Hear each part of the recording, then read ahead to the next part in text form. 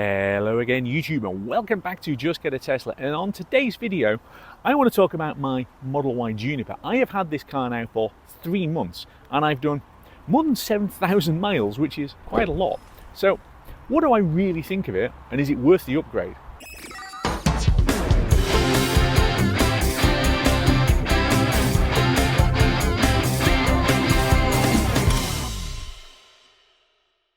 What I would say about the new car, and it is a new car, is that there are a significant number of improvements over the old Model Y to make the upgrade worth doing. And I think I want to start off by calling a few of those out. And I'm not going to do design because that's subjective. I want to talk about things like build quality and ride quality. How can I put this? This car is significantly more premium inside than the old car. I think it's like Tesla had been building this car for a few years and then figured out how to actually build cars, and then wrote a guide for their factories to say, hey, why not do it like this? So whereas the old car had a significant number of rattles and internal trim gaps, and on some people's cars external panel gaps and whatever else, the new car feels like it's been properly screwed together with everything tight and everything secured so that it's not rattling, whereas the old one wasn't. And that really does make a massive difference. The other point is as well that the material choices that have been made on the new car are significantly better, and part of it is getting rid of the wood. I'm not quite sure what they were thinking when they put wood onto the old Teslas. Were they thinking, hey, we're supposed to be eco, and you know, the best way of showing that we're in favor of the environment is to chop some trees down to be able to create wood veneer? It didn't look great, and I did try and cover it in my old car and didn't like the covered versions either. This looks much better without it, with the door trims completely redesigned to take that whole section away. But all of the materials are better. The squidgier plastics, everything's more tactile. There is only one bit of the interior which isn't quite as good, and it's this piece up here, which is a bit rattly. Right, this is the only bit of the interior that makes me think, right, it's just a little bit, I don't want to say flimsy, but you get this in quite a lot of really premium cars where there is one bit where you just think, and it's just this top section here, which could have just done with a little bit more damping. The other point is, underneath all of the new materials inside the new Model Y, they have obviously worked on sound insulation, okay? And part of that is that these front windows are now double glazed, and they were only single previously. The back was double glazed, but these were single. It makes a significant difference in noise. It is so quiet inside the new car compared to the old car. It's almost ridiculous. I don't quite know how they've managed to work the magic, but this feels far more premium because of just that compared to the old one. So it's a nicer place to sit, it's a quieter place to sit, and it's also a much smoother ride because the suspension changes that have been made are significant. As I understand it, it's still got the same suspension mounting points that the old car had, but the parts have been significantly improved, and it's got these frequency adjustable dampers which effectively take away the vibration that you get. And the old car would rattle, okay? It was quite a firm ride. Now look, it needs to be a firm ride because it's a fairly high-bodied vehicle and it's got loads of power, so it does need to be fairly firm. But the old car had suspension that I would describe as crashy, okay? It would crash through potholes and undulations and things, and again you could get this kind of like oscillation, this vibration.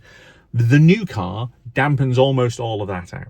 It's not a magic carpet ride, it's not a Rolls Royce ride, but it is night and day better than the old car. Now look, if you've got a Model Y and it's 2024 or 2025 in the old shape, you've probably got much of the same suspension that this has, because they did improve it significantly. But on my 2022 Model Y, under warranty, I had much of the suspension parts changed. Again, the previous suspension wasn't good enough. Anyway, I had most of the parts changed for the newer stuff, and it did improve the ride, and it improved the ride fairly markedly, but it is nothing compared to the ride in this Model Y Juniper, right? It is just better, significantly, noticeably, massively better. And that just in itself is another good reason for why the upgrade is worth it. The other things that I want to talk about are drivability and usability, because this is a decent driver's car. It's not as good at handling as the Model 3 because it's higher, okay? But it is definitely chuckable. And with all of the power that you get, especially with my all-wheel drive drivetrain, it does make it really, really usable. There's no real power difference between the two cars in terms of power outputs. The 0 to 60 time in this car, I think, is 0.2 seconds faster than the equivalents in the old car. So they have tweaked it a little bit, but 0.2 seconds for most people, you aren't going to notice because you're not going to have the foot buried to the carpet all the time anyway. I mean, look, I've got acceleration boost on this car. I had acceleration boost on the old car, and all I can say is that when you really go for it, you can tell the difference. There is a Model Y Performance that is now available to order. My only issue with a Model Y Performance is that it's 10 grand more than this. And okay, it does add a whole load of new things. It's got a bigger screen on the inside. It's got better seats. Although whether you get on with the sport seats is going to depend on what you're looking at. It's got some other additional features. The battery pack is different to give it more power. But that 10,000 quid is an awful lot of money. So I haven't driven the new Model Y Performance yet, and I will reserve my judgment on it until we get there. Let's just say I drove the Model 3 Performance, and I've driven previous versions of the Model 3, and all I can say is, oh boy, you have a lot of fun in the Performance if you need all of that power. Honestly, I don't, but you might. This video is brought to you by 3W, whose excellent range of car mats I have been making extensive use of on this North Coast 500 journey. As you can see, these rubber mats are not only sat flush to the sides, which means that dirt is not getting underneath them, but they have also got reverse angle hooks which hold onto the carpet to make sure that they don't move. And these mats are dual purpose, so as well as being high quality TPE rubber underneath, which can be brushed and then rinsed clean, we also have these removable carpet inserts, which are absolutely fantastic feeling under your feet and can be removed if you've got a really dirty situation that you're going to be getting into. So if you want to get a set of fine 3W car mats for yourself, please use the referral link below and send it to your friends, because 3W make mats for all kinds of different car brands. So check out all of the different manufacturers that they supply mats to, send it to your friends, they'll get a handy discount too. I think internal comfort though in this car, with the better ride and the quieter interior, it does make quite a big difference versus the previous one. Look, I can drive up and down the country in any Tesla without any issues, and I've done so on this channel. So go and look at some of the previous videos I've done where I've literally gone up and down the country. I drove the previous car to Belgium, and I live in northern Scotland, so Belgium is quite a long way. No problem at all. It's comfy. This car is a little bit more comfortable again, and part of that actually is the roof. So they've adjusted the glass roof. It now reduces the amount of heat and light that comes in. You can still see through it, but again, it's little changes. And all of these things, I think, are little changes. They're iterative changes. They are making adjustments to what was already good and making them better. But when you add all of them together, it does make a fairly significant difference. But it's not all good. And I think there is an elephant in the room, really, which is Tesla now far enough ahead of the curve compared to some of the competition? Because when this car first launched, it was like, well, hey, look at this, it's a big SUV crossover size thing and it's Tesla, so it's going to be great. But now there's quite a lot of competition out there. And one area that a lot of people talk about is the interior design. They say there's not enough buttons and switches, it's not different enough, it's boring, it's plain, whatever you want to say about it. What I would say is, look, having had a really premium Volvo previously, so I had an S90, which was the top spec, Napa leather, knurled metal knobs and all kinds of other amazing tactile experiences inside it. This is not that. Go and get a Polestar 3 if you want something similar to that, okay? This is not that. But then again, this is an awful lot cheaper than something like a Polestar 3. But what I would say is, look, Tesla are the leading edge in most things, okay? And the interior design is definitely part of that. So Tesla started the big screen resolution. And now suddenly everybody is doing a big screen. In fact, how can I put this? There's an awful lot of manufacturers now who are designing cars that look very much like the interior of a Tesla Model 3 or Model Y. So why would you want to change it when everybody else is copying it? There's obviously something good there.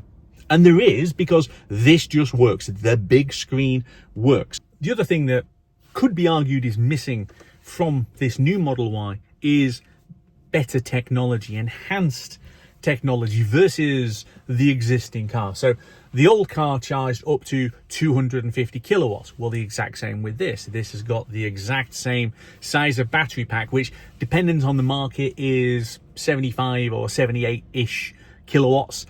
It's the same as it was previously. The new Model Y Performance apparently has got different cells inside it, which we don't quite know what the capacity is yet, but it's more. So the same charging speed, the same battery pack, the motors are tweaked, okay, so that's been improved, but there's no steer-by-wire, there's no 48-volt architecture, there's no 800-volt architecture for the high-voltage system. All of the things that other manufacturers are doing and Tesla themselves decided to do on the Cybertruck hasn't yet happened for their mass-produced cars. And I've seen people saying, this shows that Tesla are behind the curve. Well, I'm not entirely sure that that's fair. So let's talk about 800-volt charging architecture, because that does seem to be an area that gets some people a little bit het up. So let's look at the new Mercedes CLA, right? The electric version, which according to various reviewers is supposed to be able to drive to the moon and back without needing to recharge.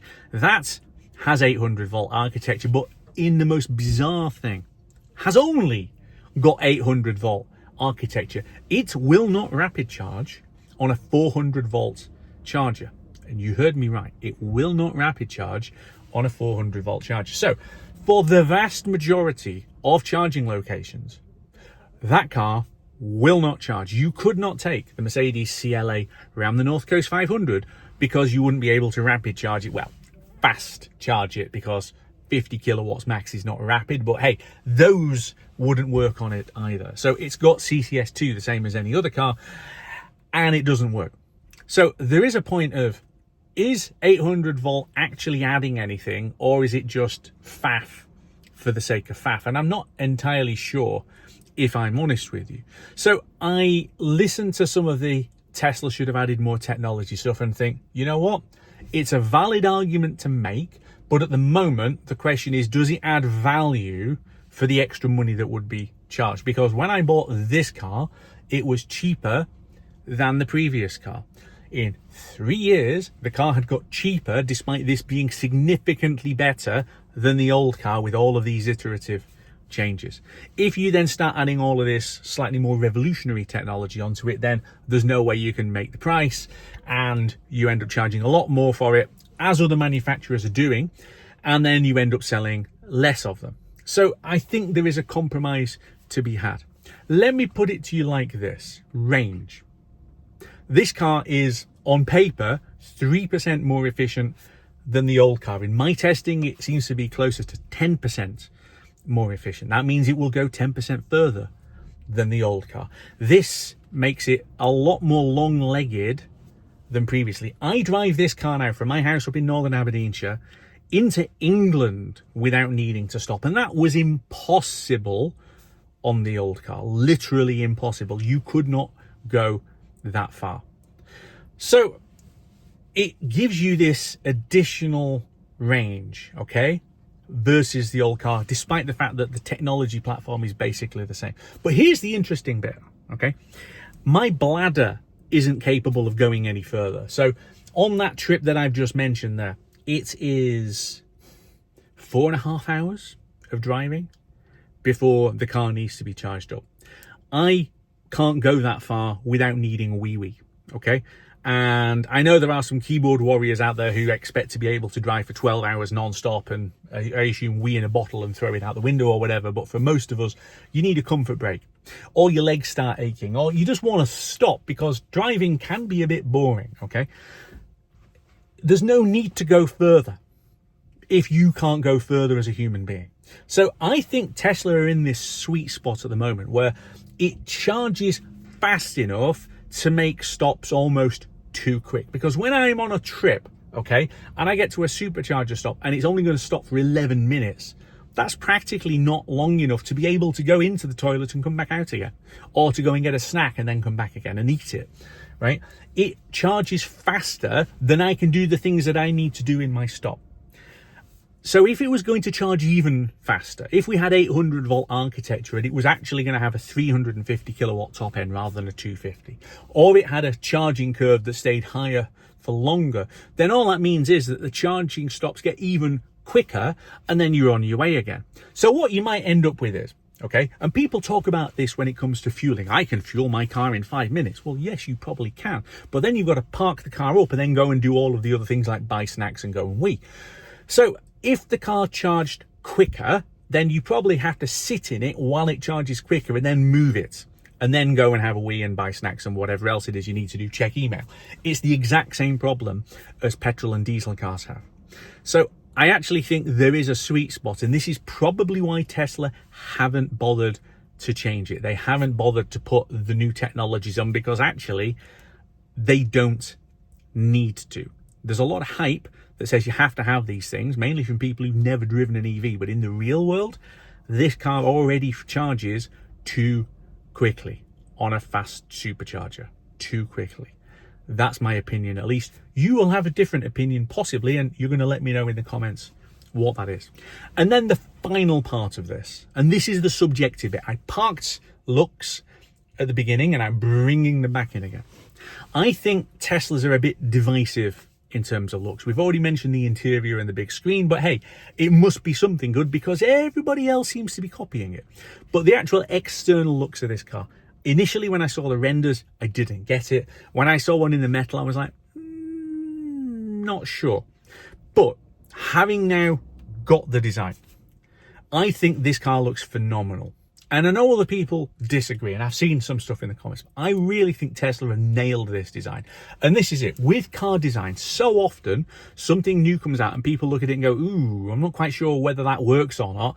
And then a few months later, oh yeah, it's fantastic.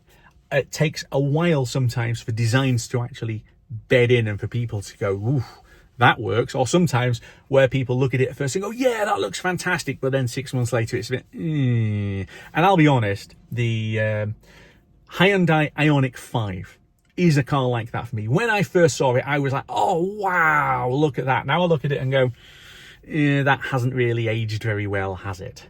And there will be other cars where people say that. When I reviewed Polestars, and I drove the Polestar 4 and then the Polestar 3 in that order, and I didn't like the Polestar 4. I thought it looked amazing, but then with the rear screen being deleted at the back and no window at all, I just thought that was absurd. And I got royally shouted at by Polestar fans for how dare I attack their car. You know what, guys? It's subjective, and I did say this. Design is subjective. My opinion might not be the same as your opinion. But hey, Polestar 4 isn't selling at remotely the same level, so the market seems to agree with me rather than you. Polestar 3, on the other hand, I thought looked phenomenal. And that really is a challenge design. It's got a wing on the front of the bonnet and it looks amazing. But again, it's not selling. So Tesla needed to get it so that it's modern and it's a bit cutting edge and it's a bit more aggressive without making it daft. And I really do think that they pulled it off with the Model Y. So to wrap all of this up, 3 months of ownership of this car. and my opinion of it versus the old car and was it worth the upgrade is, oh yeah, it is significantly better than the old car. And if you've got a 3-year-old or so Model Y and you're looking at, do I upgrade it? Go and test drive this. It'll be a very expensive test drive because after you've test driven it, you're going to order one. And that's the point, right? When you test drive a Tesla, you want one, even if you've got the old one. I just had my mate sat in here in between filming this bit and the previous bit, and he's got a 4-year-old Model 3, and he's sat in this going, oh wow, they really improved it. And he obviously seen the old Model Y. What have they done? This is so much better. That's the reaction. Go and have a sit in one, go and have a drive in one, and then tell me you don't want one. And on that rather capitalistic note, we're going to leave it there. Thanks very much for watching. Tell me in the comments, what do you think? And I will see you back here very soon on Just Get a Tesla.